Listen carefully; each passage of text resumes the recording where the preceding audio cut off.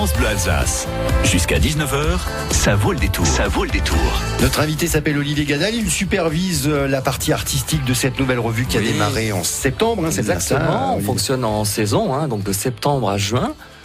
Des saisons qui sont ouvertes donc à tout public.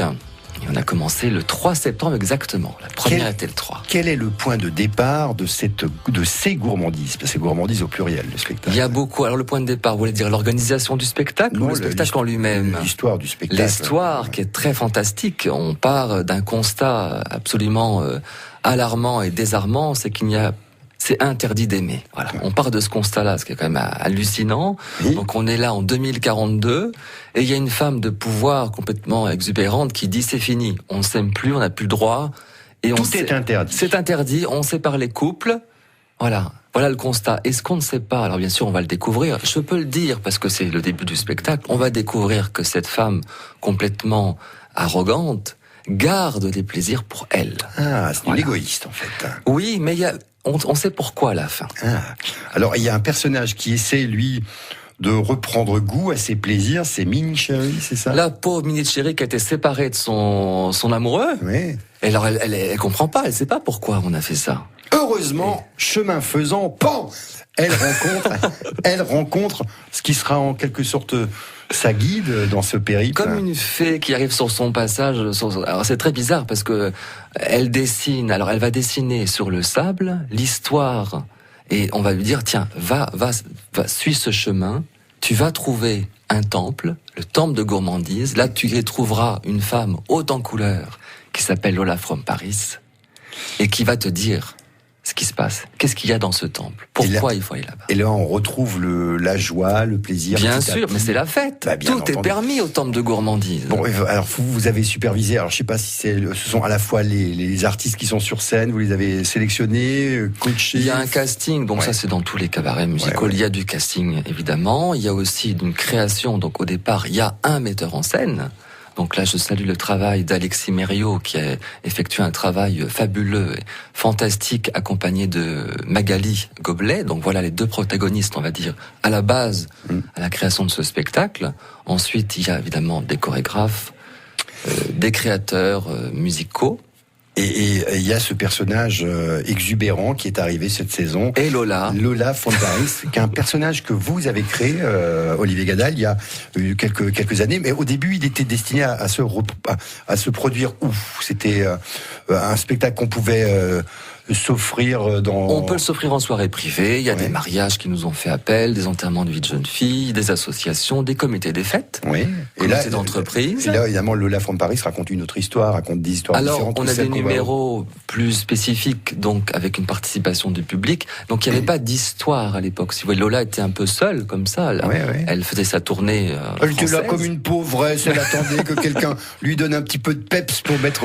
Et les rencontres font, justement, des miracles, puisque j'ai rencontré donc Monsieur Gonnet, donc le patron du Paradis des Sources, qui m'a fait confiance, parce que c'était pas évident, on se connaissait pas, on a fait des essais, ça a fonctionné 1 an, j'étais prévu pour rester 1 an. Dans son autre établissement qui est à Dijon. À Dijon, le cabaret Odysseo, et je suis resté 4 ans dans ce cabaret magnifique. Et me voilà la première année en Alsace. Alors tout ça, évidemment, ça se construit. C'est pas du jour au lendemain. Première impression, quand vous arrivez à Soulsmat, vous découvrez le Paradis des Sources, qui est un endroit très différent de celui que vous possède. Oui. Très grand, grande scène, magnifique endroit, niché dans la vallée noble, là, comme ça, au cœur de la route des vins. Dans une montagne, on a creusé une montagne pour, ça a été un travail, c'était titanesque, ça a été incroyable. Ça a été des nuits de sueur pour les personnes qui ont lancé ce projet. Non mais en gros, il a fallu extraire la montagne s'est effondrée, il a fallu injecter du béton. Vous savez tout ça déjà? Je sais tout ça, moi, oui. J'ai connu les personnes qui se sont lancées là-dedans en disant maintenant on y est.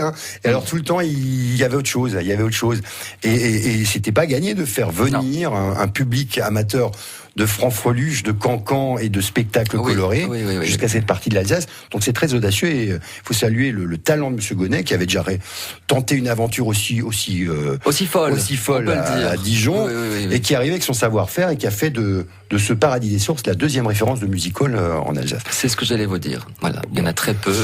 Moi j'aimerais qu'on parle un petit peu de vous, Olivier Gadal, parce que vous avez eu... Qu'est-ce que vous voulez savoir? De vos parcours, parce que avant d'arriver sur scène dans un vrai musical, Call.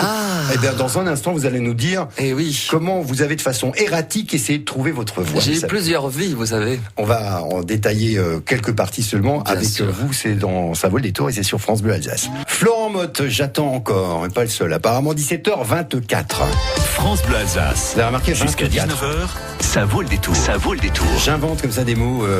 Qu'est-ce que vous avez dit ? 24. D'accord. Oui, voilà. On y va. Ça n'a pas du tout surpris notre invité Olivier Gadal, qui est homme de spectacle et qui est notamment dans la revue Gourmandise au Paradis des Sources, le personnage exubérant de Lola from Paris. Oui. Ouais, il faut dire que c'est le personnage qui mène le spectacle, Lola from Paris. C'est une meneuse de revue. C'est une vraie meneuse de revue. C'est une meneuse particulière, mais c'est une meneuse quand même. Oui, apparemment. Alors moi, j'ai pas eu la chance de voir encore le spectacle, mais il paraît que c'est quelque chose. On est dans la franfreluche. Mais comment vous avez eu l'idée de créer ce personnage ? Parce que vous avez eu un début de carrière qui était peut-être pas moins glamour, mais enfin qui n'était pas du tout dans le même rayon. Vous faisiez quoi ?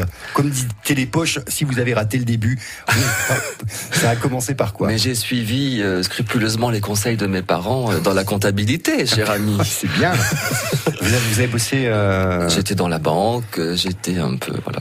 Bah dis donc, il paraît que vous avez fait un petit peu d'avion aussi. Alors j'étais en steward pendant une dizaine d'années chez Air France. Alors voilà, dans la compagnie nationale. Bon, voilà. Mais vous amusez la galerie. Non mais franchement, vous dites-moi, Olivier, vous preniez déjà malin plaisir à en plus des séquences obligatoires à glisser quelques. Pas du tout. J'étais super timide. Ah oui, c'est peut-être pour ça que vous avez eu envie de faire de la scène. Il y a deux personnages en moi. Il y a le Olivier que vous voyez devant vous qui assez calme finalement, très posé, très posé, et Lola from Paris qui me prend toute mon énergie quand je suis sur scène et qui existe vraiment, elle existe. Alors je sais que c'est compliqué, mais quand on entre comme ça dans un show construit autour des danseurs, des danseuses, faut trouver sa place. On a écrit pour moi. Ouais.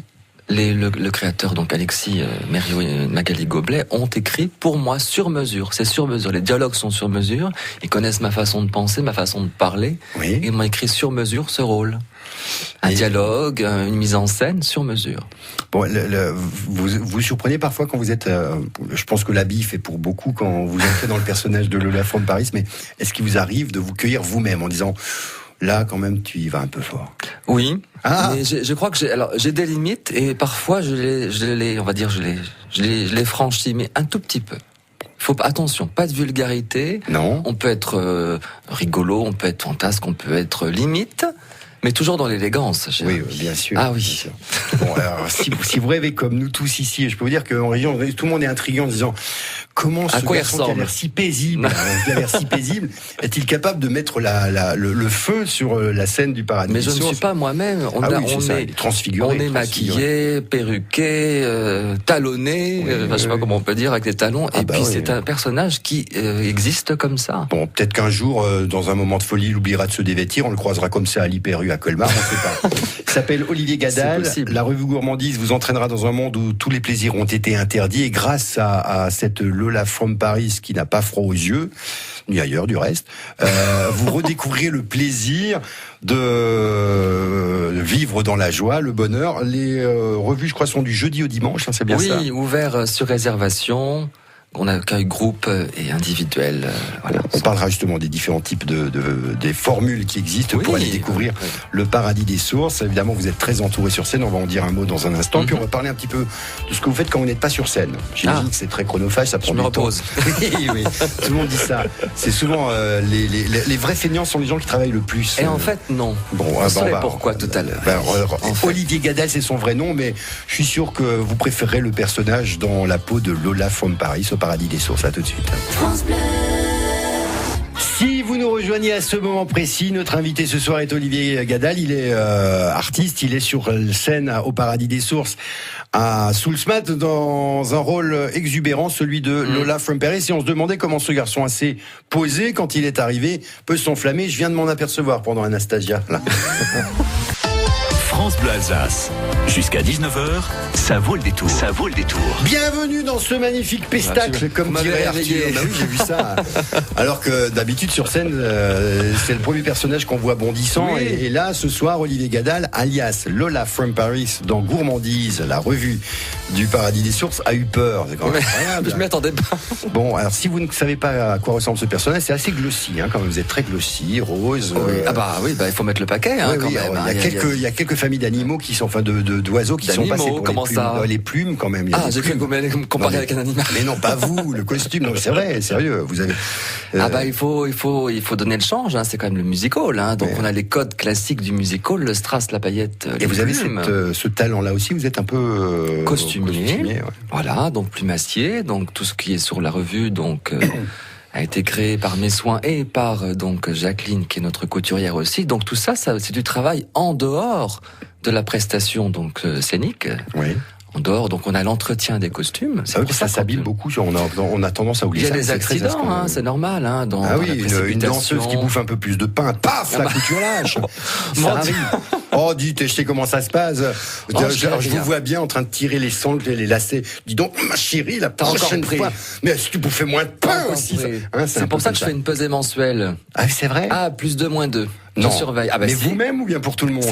Pour tout le monde. Oh là là. Tout le monde passe sur la balance. Oh, dis donc, ça doit filer doux, hein. Olivier, quand il a plus ses plumes, il redevient, attention, faut ce qu'il faut, mais faut de l'ordre. Oui, par contre, en ce moment, je fais attention aussi, parce que. C'est vrai, mais pourquoi? C'est depuis votre arrivée en Alsace, vous êtes un peu. Non, mais c'est parce que, j'avance en âge, et puis parce que je peux plus me permettre de porter des choses trop moulantes. Faut faire attention quand même. Voilà. Alors, quand vous n'êtes pas sur scène, vous l'avez dit, vous vous accordez évidemment du temps libre, vous travaillez sur la conception du spectacle à venir aussi. Déjà. 2017-2018, déjà. Vous êtes combien d'artistes sur scène dans la revue? 18 aujourd'hui, 18 sur cette revue-là, 18. Bon, avec des danseuses qui sont il y a certaines danseuses qui sont arrivées cette saison aussi. Oui, donc il y en avait déjà. Je le dis pour les habitués de l'endroit qui se disent, oh, elle était bien la petite cocotte, mais maintenant il y en a d'autres. Voilà. Il y en a d'autres. Il y a toujours, il y en a peut-être qui étaient déjà là effectivement depuis plusieurs années. Il y en a qui sont arrivés cette année. D'autres sont allés à l'hospice maintenant. Mais c'est moi la plus vieille, enfin le plus vieux, enfin je sais plus. Oui, enfin en tout cas, non, c'est pas vrai parce que quand vous êtes en costume sur scène, c'est impalpable. On sait même pas depuis combien de temps elle existe. Qu'est-ce que vous voulez palper? J'ai pas compris. Oh non, je vous en prie, attention parce qu'on est capable d'aller très loin dans la déconne. Vous voyez que Lola fait dans surface. Une autre maison des plaisirs. Oui, exactement. Lola fait surface malgré tout. Là, j'ai compris maintenant où se trouve la limite. Faut pas me lancer sur le sujet, attention.